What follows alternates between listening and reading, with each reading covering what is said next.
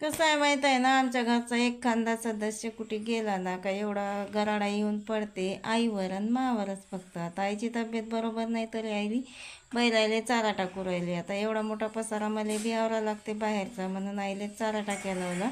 आणि हा एवढं समोर मानून ठेवला बंधून, नाही तो दबू राहिला ना चोपडा होऊ राहिला ना निघू राहिला.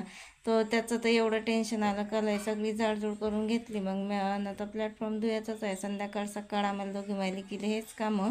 बकऱ्यासाठी पाणी भरून घेतलं, बकऱ्यासाठी पाणी भरून घेतल्यावर सगळा प्लॅटफॉर्म स्वच्छ धुवून घेतला आणि पाणी बी काढून घेतलं. आता सगळे कामं आवरले होते संध्याकाळचे, तर मग मस्त असे मी हातपाय धुवून घेतले, हातपाय पुसले. आईने चहा ठेवला होता चुलीवरच, तर चहा बी घेऊन घेतला, कपड्याच्या घड्या करून घेतल्या आणि बसलो आईजवळच गप्पा मारत. कारण का स्वयंपाक करण्याला जीवावर आलं होतं, बाहेरच करतो म्हटलं, पण आई म्हणे गॅसवरच कर, पण अंदर एवढं गरम होते का तुम्हाला काय सांगू. चला तर मग भेटूया पुढच्या ब्लॉगमध्ये. व्हिडिओ आवडल्यास व्हिडिओ लाईक करा, चॅनलवर नवीन असताल तर चॅनलला सबस्क्राईब करा. बाय.